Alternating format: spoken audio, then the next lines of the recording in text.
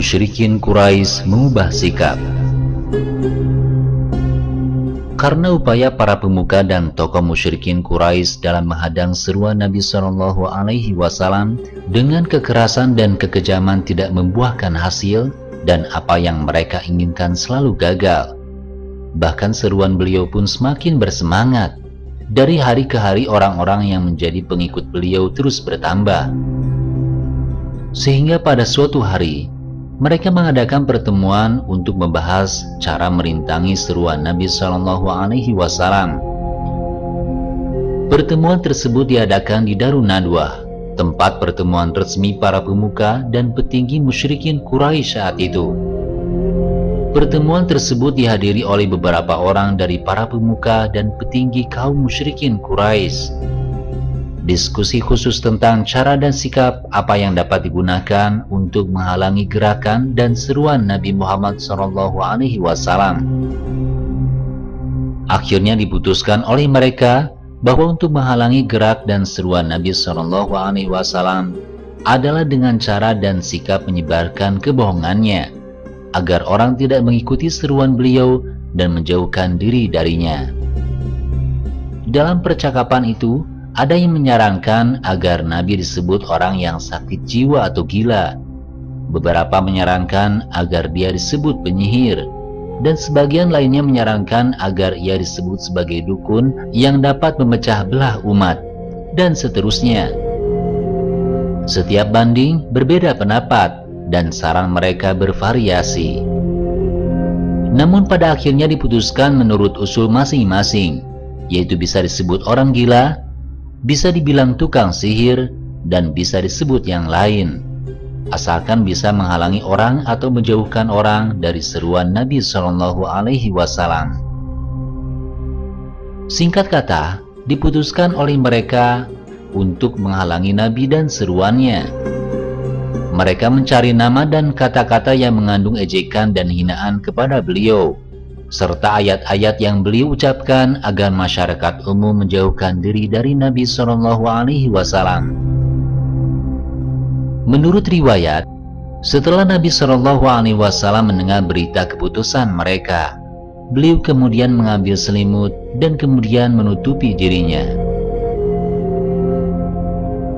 Ejekan Aus bin Wa'il. Pada suatu ketika, Aus bin Wa'il berkata kepada teman-temannya yang artinya menyindir dan mengejek seruan Nabi Shallallahu Alaihi Wasallam. Antara lain berkata, mereka yang mengikuti Muhammad adalah penipu, dan Muhammad adalah penipu utama, karena dia berkata bahwa orang mati akan dihidupkan kembali. Beberapa dari mereka bersukacita dan bersenang-senang di surga, yang lain menderita dan berduka di neraka. Demi Allah, tidak ada yang akan membinasakan kita kecuali waktu. Jadi kata-kata Muhammad tidak masuk akal dan tidak mungkin, kan? Oleh karena itu, jelaslah bahwa Muhammad adalah seorang pembohong. Mungkinkah orang yang sudah mati hidup kembali dan bersenang-senang atau menderita? Oleh karena itu, pada saat itu Allah menurunkan wahyu kepada Nabi Shallallahu Alaihi Wasallam yang berbunyi, maka pernahkah kamu melihat orang yang menjadikan hawa nafsunya sebagai Tuhannya, dan Allah membiarkan sesat berdasarkan ilmunya, dan Allah telah mengunci mati pendengarannya dan hatinya, dan meletakkan tutupan atas penglihatannya. Maka siapakah yang akan memberinya petunjuk sesudah Allah membiarkan sesat? Maka mengapa kamu tidak mengambil pelajaran? Dan mereka berkata, kehidupan ini tidak lain hanyalah kehidupan di dunia saja. Kita mati dan kita hidup, dan tidak ada yang membinasakan selain masa. Dan mereka sekali-kali tidak mempunyai pengetahuan tentang itu. Mereka tidak lain hanyalah menduga-duga saja. Dan apabila dibacakan kepada mereka itu ayat-ayat kami yang jelas, tidak ada bantahan mereka, selain dari mengatakan, datangkanlah nenek moyang kami jika kamu adalah orang-orang yang benar. Katakanlah, Allah lah yang menghidupkan kamu kemudian mematikan kamu, Setelah itu mengumpulkan kamu pada hari kiamat yang tidak ada keraguan padanya. Akan tetapi kebanyakan manusia tidak mengetahui.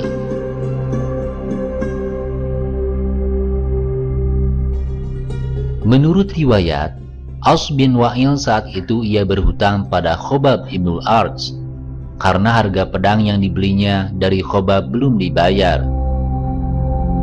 Khobab ini adalah seorang yang telah mengikuti seruan Nabi SAW seperti yang kami sebutkan sebelumnya. Ketika tiba waktunya bagi Khobab untuk menagih hutangnya kepada Aus, dia belum mampu membayarnya. Beberapa hari kemudian, Khobab kembali ke rumahnya untuk menagih hutangnya. Saat ditagih untuk kedua kalinya, tiba-tiba Aus tidak mau membayar hutangnya. Bahkan dia berkata kepada Khobab yang isinya sengaja mengejek dan menyindir dakwah Nabi SAW. Antara lain katanya, "Engkau sekarang adalah pengikut Muhammad. Bukankah Muhammad telah menduga bahwa suatu hari setelah kematian, semua manusia akan hidup kembali, kemudian mereka yang mengikuti Muhammad akan masuk surga. Katanya tersedia berbagai perhiasan dan berbagai pakaian. Di sana terdapat yang disukai setiap manusia seperti emas, perak, sutra, dan lainnya. Selain itu juga disediakan berbagai macam makanan dan minuman-minuman yang enak-enak, dan beberapa budak yang melayani mereka masing-masing dan lainnya." Khobab menjawab, Ya, itu benar." Aus berkata lagi, "Oleh karena itu, jika engkau ingin menagih saya, tunggu saja nanti ketika saya mati dan saya pergi ke surga, di mana saya menyimpan banyak harta emas dan perak, dan di sanalah saya akan membayar engkau lebih banyak. Adapun jika engkau sekarang mendustakan Muhammad, tentu saja saya akan membayar pinjaman saya sekarang juga." Khobab segera menjawab, "Demi Allah, saya tidak akan mendustakan Muhammad selamanya. Bahkan jika engkau mati dan kemudian hidupkan kembali oleh Allah dan seterusnya, saya tidak akan mendustakan Muhammad." Aus bin Wa'il berkata dengan marah, "Kalau begitu cepatlah pergi dari sini. Cepat pergi dari sini.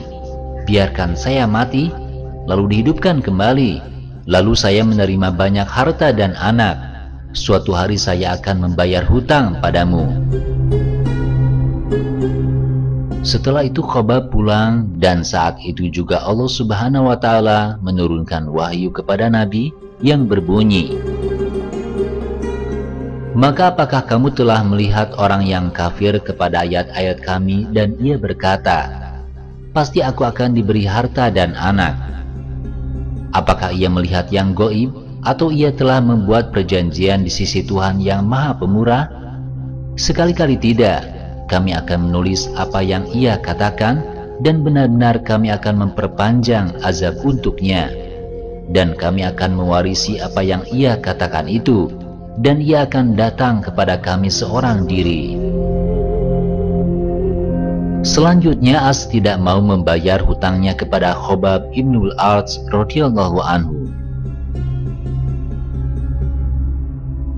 Diriwayatkan bahwa As bin Wa'il As-Sahmi ketika mendengar orang menyebut nama Nabi Muhammad berkata, "Biarkan dia, karena dia adalah seseorang yang namanya akan diputus.